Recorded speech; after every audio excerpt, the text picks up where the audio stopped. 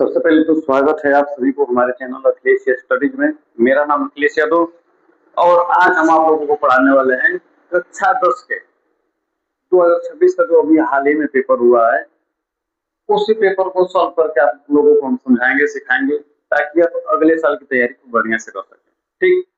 और उम्मीद करेंगे सभी बच्चों से कि सभी बच्चे मेहनत से पढ़ेंगे। ये जो 10th के आपके रिजल्ट होते हैं आएंगे, उस पे जो अंक छप्पर आएगा, उस अंक का, ठीक ना, उस नंबर का फेस आपको जिंदगी भर करना है।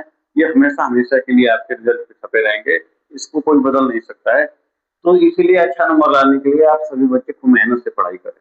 ठीक।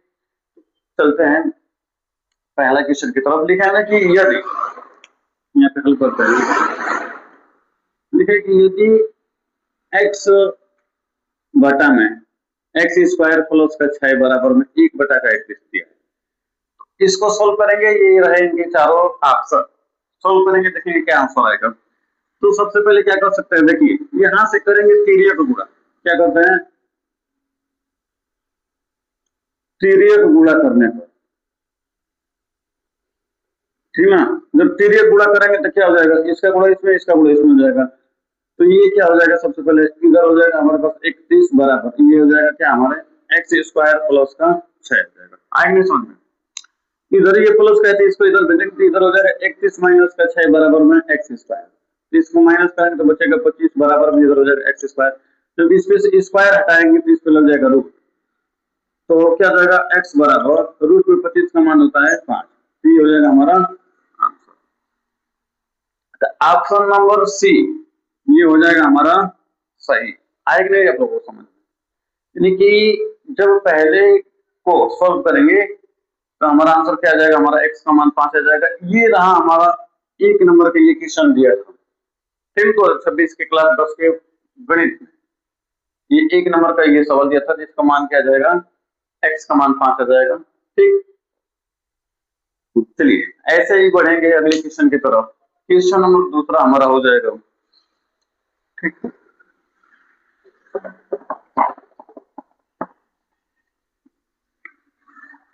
चलिए क्वेश्चन नंबर दूसरा की तरफ बढ़ेंगे।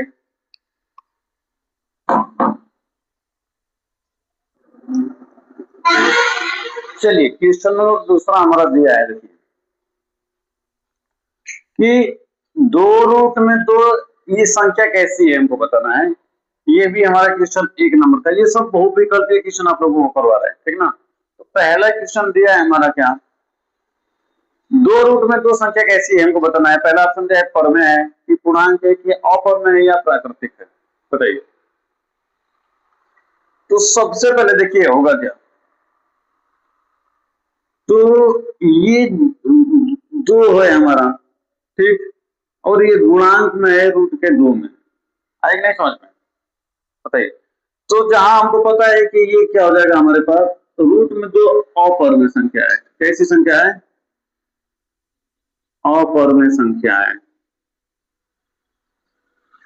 आगे नहीं समझ में। तो जब ये अपरमेय संख्या हो जाएगी, तो जब इसमें 2 से गुणा करेंगे तो वो भी संख्या हमारी कैसी हो जाएगी, अपरमेय संख्या हो जाएगी। यानी कि ऑप्शन नंबर सी हमारा सही हो जाएगा। ठीक। आप अच्छे व्यक्ति हैं, जब आप गलत व्यक्ति का साथ पकड़ लेंगे तो आप अभी उसी में शामिल हो जाएंगे। आगे नहीं समझ में। ऐसे ही देखिए 2 और 2 बेचारा अलग रहता तो ये क्या हो जाता, हमारा परमेय संख्या हो जाता। लेकिन 2 गलत व्यक्ति रूट में 2 के साथ में आ गया, ये क्या हो गया, अपरमेय संख्या आ गया। आएगा नहीं समझ में। चलिए ठीक है, ऑप्शन नंबर हमारा सी सही हो जाएगा। फिर बढ़ते हैं अगले क्वेश्चन की तरफ। चलिए देखिए, क्लास 10th का त्रिकोणमिति चैप्टर जो है बहुत ही इंपॉर्टेंट ये चैप्टर है। हालांकि जब त्रिकोणमिति आपको आ जाएगा क्लास 10th में, तो हमको लग रहा है कि ऐसा शायद कोई चैप्टर नहीं रहेगा जो आपसे ना आए। सभी जब त्रिकोणमिति आ जाएगा तो समझिए कि सब आपको आ गया। ठीक। और देखिए क्वेश्चन पढ़ाई बड़ी नहीं होती, ठीक। अब बच्चे सोच लेते हैं कि ये हमसे नहीं हो पाएगा, तो ये उनकी भूल है। दुनिया में आप जो कर सकते हैं वो कोई कर ही नहीं सकता है, ठीक। तो इसीलिए आप लोग अपने आप को पहले पर रखिए, क्योंकि हम लोगों को मानना ये है कि भगवान ने जब हमको बनाया है तो भगवान के पास भी इतना फालतू समय नहीं होगा कि वो किसी फालतू चीज को बनाए। ठीक, तो हम लोगों को बनाया है तो कुछ न कुछ हुनर होगा हम लोगों के अंदर, कुछ न कुछ गुण होंगे हम लोगों के अंदर। आई नहीं समझ में? बस ये हम लोगों के अंदर छिपा रहता है, इस चीज को हम लोगों को निकालना है अपने अंदर। आए बस समझ में आप लोगों को? और एक व्यक्ति के अंदर कुछ न कुछ गुण छुपे होते हैं। ठीक, तो उस गुण को आप लोग छुपे मत रहने दीजिए, उस गुण को आप लोग बाहर निकालिए और पूरी दुनिया को दिखाइए कि हमारे अंदर क्या गुण है। आएगी नहीं समझ में? चलिए बढ़ते हैं इस क्वेश्चन की तरफ में। ये भी बहुविकल्पीय बहुविकल्पीय का तीसरा ये क्वेश्चन है हमारा। ठीक, एक नंबर का ये भी क्वेश्चन था। लिखा है कि cos थीटा, क्या लिखा है? cos थीटा का मान दिया है 12/13। तो पूछ रहा है कि cos थीटा का मान हमको बताना है। तो सबसे पहले देखेंगे होता क्या है। सबसे पहले एक सूत्र होता है लाल बटा में कब का। क्या होता है? लाल बटा में कब का। तो ये हो गया हमारे पास साइन का, ये हो गया कॉस का, और ये हो गया टेन का। दिया क्या है ये हमारे पास? कॉस का, यानी कि आधार बटा में कौन। क्या दिया है? यानी कि ये जो 12/13 दिया है, ये क्या दिया है? आधार बटा में कर्ण दिया है। क्या दिया है? आधार बटा में कर्ण दिया है। ठीक, एक एक चीज को आप लोग एकदम ध्यान से पढ़िएगा, समझिएगा। ठीक ना? जो नहीं आएगा समझ में, जहां नहीं आएगा समझ में, वही आप लोग कमेंट में हमसे पूछिएगा। है कि नहीं समझ में? तो यहाँ पे हो गया क्या हमारा आधार बटा में कर्ण। लेकिन पूछ क्या रहा है हमसे, बताइए? पूछ रहा है हमसे कोट थीटा। क्या पूछ रहा है? कोट थीटा का मान हमको बताना है। ध्यान दीजिएगा। तो टेन का क्या होता है हमारे पास? तो टेन थीटा का होता है हमारे पास क्या? लंब बटा में क्या होता है? आधार होता है। क्या होता है? लंब बटा में आधार होता है। तो ये टेन का पूछ रहा है, या टेन हो गया तो वो कोट का पूछ रहा है। तो कोट का क्या होता है? सेम इसी का उल्टा हो जाएगा। तो यानी कि कोट का क्या हो जाएगा हमारे पास? कोट थीटा का क्या हो जाएगा हमारे पास? आधार बटा में क्या हो जाएगा? आधार बटा में लंब हो जाएगा। क्या हो जाएगा?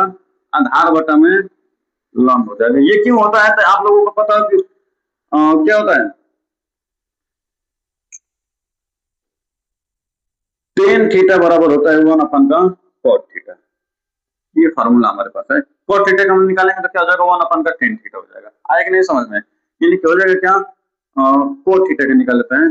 तो कोट थीटा बराबर क्या हो जाएगा? कोट थीटा बराबर क्या हो जाएगा? 1 का टेन थीटा। आए समझ में? तो सेम यहाँ पर इसका उल्टा हो जाएगा। तो कोट थीटा पूछ रहा है, यानी कि हमसे पूछ रहा है आधार और लंब पूछ रहा है। हमसे क्या पूछ रहा है? आधार और लंब पूछ रहा है, लेकिन इसमें दिया है आधार और कर्ण दिया है। तो अब एक फॉर्मूला होता है पाइथागोरस प्रमेय का। क्या होता है? पाइथागोरस प्रमेय का। पाइथागोरस प्रमेय से हम निकाल लेंगे। क्या निकालना है हमको? लंब निकालना है। तो देखेंगे कर्ण क्या दिया है? कर्ण दिया है 13। तो यहाँ लिखेंगे 13 का स्क्वायर बराबर आधार कितना दिया है? आधार दिया है 12 का स्क्वायर प्लस लंब दिया तो एल का स्क्वायर कर देंगे यहाँ पे। है समझ में? 13 का स्क्वायर कितना होता है? 169 होता है।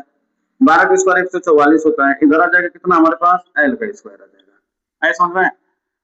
तो यहाँ पे है 169, 144 को उधर भेजेंगे तो माइनस का 144 हो जाएगा बराबर में इधर आ जाएगा क्या? एल का स्क्वायर। अब इसमें से इसको घटाएंगे तो क्या बचेगा? 9 में से जब 4 घटाएंगे तो 5 बचेगा। ठीक, बचेगा कि नहीं बचेगा? और यहाँ पे हो जाएगा कितना हमारे पास? यहाँ पे हो जाएगा 16 में से 14 क्या बचेगा? 2 बचेगा बराबर में एल का स्क्वायर आ जाएगा। स्क्वायर हटाएंगे इस रूट लग जाएगा, यानी कि एल का मान आ जाएगा कितना? 5 आ जाएगा।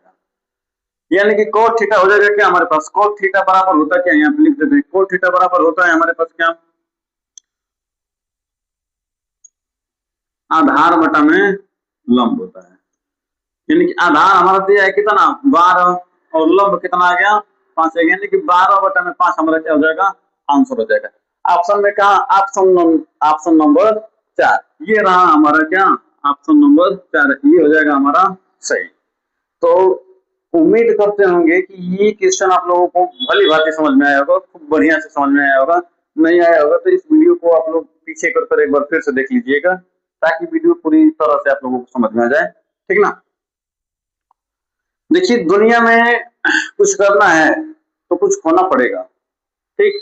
आगे आपको बढ़ना है तो आप लोगों को खूब मेहनत करना पड़ेगा, है कि नहीं समझ में। आप देखते हो कि एक लोहा होता है, जब लोहार उसको आग में गर्म कर और उसको पीट कर एक नया उसका आकार दे देता है तो उसकी कीमत बढ़ जाती है। तो वैसे ही हम लोग हैं, जितना घिसेंगे हम लोग उतना ही आगे जाएंगे। तो खूब सभी लोग खूब मेहनत करिए, मेहनत से बस आप लोग पढ़ाई करिए।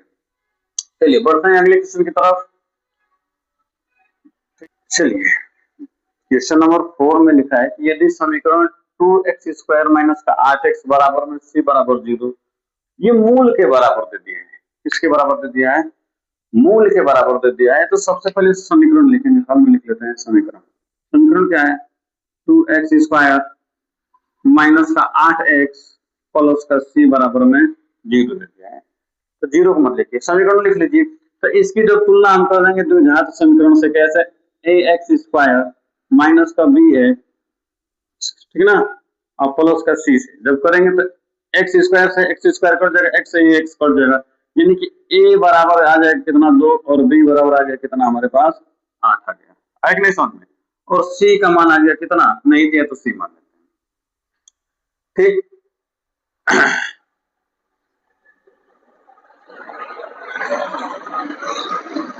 तो जब इसके मूल बराबर है, क्या बराबर है? मूल बराबर है, तो एक होता है, जब मूल बराबर हो तो हो जाता है। तो इसका क्या होगा? प्रतिव्यापन जो होगा वो हमारा d का मान कितना आ जाएगा? 0 आ जाएगा, यानी कि d का सूत्र हो जाएगा क्या? b² माइनस का 4ac। इसी सूत्र पे इसको सोल्व कर देंगे तो हमारा आंसर आ जाएगा, समझिएगा। तो इधर लिख देते हैं क्या? b² यानी कि कितना दिया है? 8 का स्क्वायर माइनस का 4 गुणे का एक मान दिया है 2 गुणे का c हो जाएगा। आया समझ में? बराबर में इधर लिख देंगे 0, ठीक। 8 का स्क्वायर कितना हो गया? 64 माइनस का ये कितना हो जाएगा? 4 दूनी को 8c बराबर में हो जाएगा कितना? 0, ठीक। तो 64 देखिए लिखेंगे माइनस का 8c बराबर में इधर क्या जाएगा? ये प्लस का 64 इधर माइनस का 64 हो जाएगा, होगा कि नहीं होगा? अब लिखेंगे c बराबर क्या हो जाएगा? माइनस का हो जाएगा 64, ये गुणा में इधर आएगा तो भाग में हो जाएगा, कटा देंगे तो कितना हो जाएगा? ये माइनस काटे तो माइनस कट हो जाएगा, कटा देंगे तो कितना हो जाएगा? 8 बार 8 इकाई 64 होता है, 8 बार में कटेगा, यानी कि c बराबर कितना आ गया हमारे पास? प्लस का 8 आ गया, ठीक। आया कि नहीं समझ में आप लोगों को? तो ऑप्शन नंबर 4 हमारा क्या हो जाएगा? करेक्ट हो जाएगा, ठीक। चलिए बढ़ते हैं अगले क्वेश्चन की तरफ।